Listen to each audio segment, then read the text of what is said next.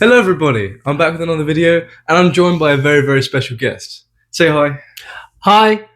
This is my dad, his name is Shaun. Say hi, Shaun. Hi, Shaun. Pleased to meet you all. We're going to be talking about stage presence today. And the reason why I brought him is because he knows a lot more about stage presence than I do.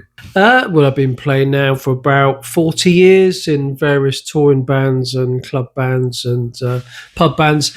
A lot of experience of playing live in front of audiences, big and small. Hey you, yeah you, Mr. Presley talking. Yes, the P in MVP stands for Presley. Anyways, this entire interview was 40 minutes long, which I can't post entirely on YouTube, but you can have the full uncut version all on my Patreon. It's in the link in the description. It literally costs £2 a month. That's literally this much per day. That much. So feel free to like, subscribe, and go check out that link. But anyways, I'll leave you back to Vaughan, so I'll see you soon. Bye-bye. Oh wait, no, I can do that better. Well, thank you. Well, thank you very much.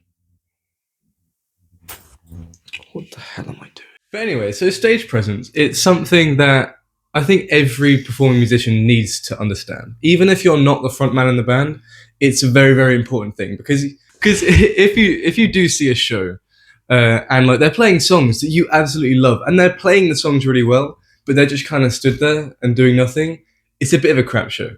But if you have people that they can't play like incredibly well, but they make it actually feel like a proper community, that kind of gig feels so much better than the one before it. Isn't that right? Yeah, it's kind of like you can see the people that make the effort and the people that don't. You get people that play and just stand there like a solid parasol outside in the garden, don't move at all. And you see the people that really get into it, really passionate about it. And that's the guys I want to see. Even if they've played for like years and years and years, you can tell they love what they do and they get into it. And the audience feeds off that as well. Like you say about stage presence is obviously really important because it's not just about the music, it's about the visuals as well as all your senses, isn't it? Putting on the show, entertaining, being part of the crowd. I've always liked to entertain the crowd as a performer, but also to involve them so they feel like it's a big party. Like when I go and play a gig, I've always thought of, if I was in the audience, what do I want to see? What do I want to experience as well? I want to experience. I mean, I saw Bryan Adams in Wembley many years ago, back in the early 90s, and he came out, T-shirt, jeans, literally everyone was involved in the party. And he was literally like, I'm in the audience with you guys, and we're rocking out and having a good party. I never forgot that. So try and have that sort of ethic to play. If you're a natural performer, it's easy. I always find it easy interacting with people. Sometimes people got to work on it, which is fine, but it's got to be authentic. So just being yourself really always works. You don't have to be jumping up and down, doing the splits like Dave Lee Roth or something like that. But you literally just got to feel like you want to be there and get the crowd involved. And if you go too mad, obviously you start making mistakes or you trip over stuff or the audience thinks you're an ego. So be authentic. But performer, yeah, you can be born with it, but you can learn the tricks of trade. Watch other musicians, watch famous bands, local bands. You'll always learn something from everyone. Yeah, I think David Lee Roth is a really good example of like the kind of stage presence that I personally like look towards. Because David Lee Roth, I wouldn't consider him like a really great singer. But for me, I've always preferred the David Lee Roth Van Halen simply because he wasn't all there with singing, but like if you watch a Van Halen show that they did back in like late 70s and early 80s, and even when he was doing his like solo career with Steve Vai and all that, he just on stage he was just like a different person. Yeah. And it's so cool. And like still it's just you watch it and you're like, you know, at least I'm very much. When we saw Megadeth in October, it was in the London O2, and they had the little like outie thing, and you know they'd like Timu and Dave and all that lot. They'd walk out there, and this is gonna sound really really stupid, but I think Timu smiled at me. Like Timu is one of my favorite guitarists ever. Whenever someone looks at me, I just wave. And so because obviously when they look into it, they can't see much of the audience. But I saw him and like he looked at me, and I went like that, and then he like smiles, Smiled. and I don't know if that was just because I don't know if that's just They because do, he was just but smiling. people do interact with the audience, especially the ones close. I saw Airborne in Southampton the other week with friends of mine, and there's a huge mosh pit behind me, as normal on that mosh pit. Airborne, because it's like mega loud and full on Australian rock. And I was laughing my head off with the people behind it, was just going mental. And the singer was right in front of me. And I gestured back, look at this, it's hilarious. He was like, yeah, nodded and put his thumbs up. I was like, yes, you can see him at the front, he interacted. But you go back to like the performance and musicianship. One classic example for that would be Satriani and Vi, which I've seen many years, Vi being one of my top favourites, where Satriani would play amazing guitarist, but he didn't jump around at all. He's in his zone, he plays visually. You could do that and just listen to all the music and be in guitar heaven with that. Where Steve Vai, he does a lot of the flamboyant stuff, but it's loads of visual. Both technically great guitarists. It's interesting how that different mix can land on an audience, or maybe not. For me, what I've found over the years is I always interact with the audience and play like I'm playing just to them. Play really well, but don't take myself totally seriously. So they pick up yeah, you're human, just like us. And it brings them into the room and you're all having one big party. But I think the technical side, I only do those bits where it's the right place. I'm not doing it to say, hey, look at me, I'm brilliant. I'm doing it because that's my little bit of like, oh, I can be a real muso here, feel my boots, just go really mad. But it's just like, I want to do that, something a bit different. Yeah. Be like, whoa, that's really cool. I like putting those little bits in where I can put my own sort of guitar abilities in there. It's always good for the audience members to feel as though like you're performing just for them. But I think there are some performers, like Yngwie Malmsteen, where he takes himself so seriously, and he's like, but that's kind of what's made Yngwie. Yeah. Like having that like, I'm in your face, I'm doing guitar, I'm doing this amazing like neoclassical shred, and you're going to listen to it. I think that was a very big part of his thing. So, but people go to Yngwie Malmsteen concert and they know what they're going to get. They know he's got ego bigger than the planet Earth, but they also know he plays really well. And he says, doesn't he, every solo I play is going to be 1000%. Go for it. If that's you. Don't pretend to be anyone else. We know you're going to be arrogant. We know you're going to be ego. We know you're going to play some amazing solos, but you go there expecting that. So it's great. Like, hopefully we're going and see him if he tours this year. The very start, or at least the first stages of developing your stage presence, should be focused on, well, who am I as a musician? What do I want to be? Who do I look at for like influence? I think the way that I am starting to figure out what I want to be is just by looking at the people I'm influenced by, and not just listening to their music, but listening to the live shows and watching the live shows and how they are there, and getting into that mind space.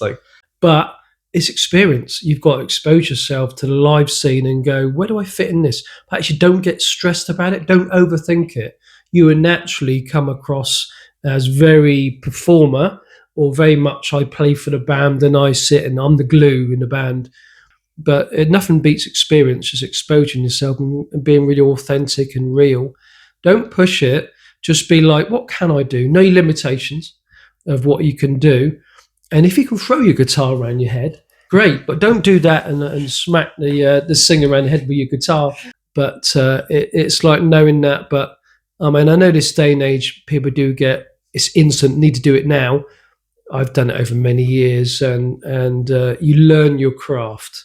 You learn your place, learn your craft, and you build on that. And if you feel yourself getting pulled in a direction of like, I want to be more at the front, then listen to that voice and do that, because that will come across authentic.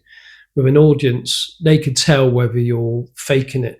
Knowing where you stand in the band, what your role is. I think a really good example of that, the band Toto, they know who they are. And that is like so powerful. Like, I wouldn't consider myself a fan of Toto. I know what Africa, Rosanna, and Hold the Line. And yet, like, I see that and I'm like, whoa, that is like, that is music, It's just that balance, isn't it, between being a musician and being a performer. Gigging with you, when I started with you, I was 12, is it? Yeah, pretty early. watching how you, because he's the reason why I started playing guitars. Because when I was gigging with him, I was like, oh, these keyboards, it's a bit boring. Stand there. I want I to do can't that. move. And I was like, oh, I want to do that. Building that idea of what I wanted to be, playing live was the best thing Mm. that for me personally that helped. And watching my like ultra like godly idols was really great for developing the image of what I want to be. And then playing live was the good way of like how I can like get to that point of what I want to be. Like how do I reduce that congruence between like me and my true self, you know? And that's how you find out who you are, because the gigs that we play, I get to the point now where it's just like switch off the guitar, go for it. They're no longer the keyboards; it's the guitar. Play solo, like obviously we'll play tonight and do some various tunes. Just like go for it. I know beginning you were a bit nervous about it, but go for it, because when you play that, you see the reaction from the crowd. You see how that solo you play fits in with the band, and when the band drops back, you play your solo. The band comes back in, and you join that. You know how it feels to step forward and perform and be in the limelight for that period of time. Then you step back and you go, oh, and the more you do that, the more you're developing your craft, you're developing your musicianship, and that's when you start finding out, are you very sort of showy with the guitar poses or whatever, or you kind of like just sit there, you sit in your pocket and you play some really cool stuff. Either way is great. You don't have to throw your guitar in your head. It's just like what's right for you to play in a band and an audience situation, no matter how many people are there.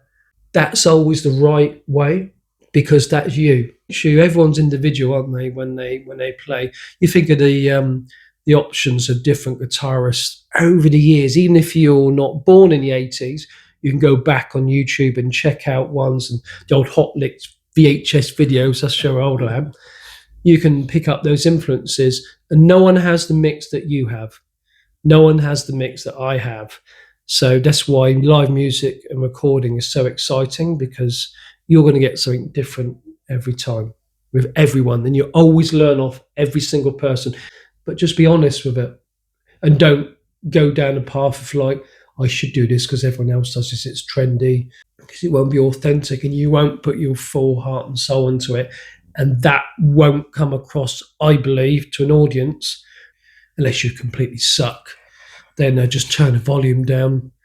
But then there's a real good arena of small venues that me and my mates go to. We go to the 20, £30 gigs now. The small venues in the cities, great. And you see some great support bands as well that you wouldn't see.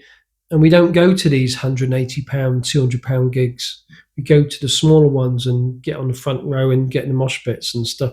Being you will always be better than you being David Lee Roth or you Mm. being Steve Lukather or Steve Vai or Joe Satriani. So I definitely think you can be influenced, but nothing beats. And do you know what the one thing about stage presence that probably always gets overlooked? Do it for yourself. Be selfish with it and enjoy it. Number one, don't go out there to take on the world and make loads of money, be corporate and sell yourself commercial and that. You need to enjoy it. Number one, and if you thoroughly enjoy it, number one, that's your mantra. Everything else will fall into place. You go there maybe to get a bigger audience and love your music, go down well. That's great and all that sort of stuff. That's brilliant. But enjoy it, number one. Always, if you learn the guitar, enjoy it first. Go and play gigs, enjoy it. Yeah, you're going to get gigs that are just not very good at all, demoralizing and stuff. Learn your lesson. It's all about learning life's lessons as you go through. And enjoy it. And the crowd will pick up.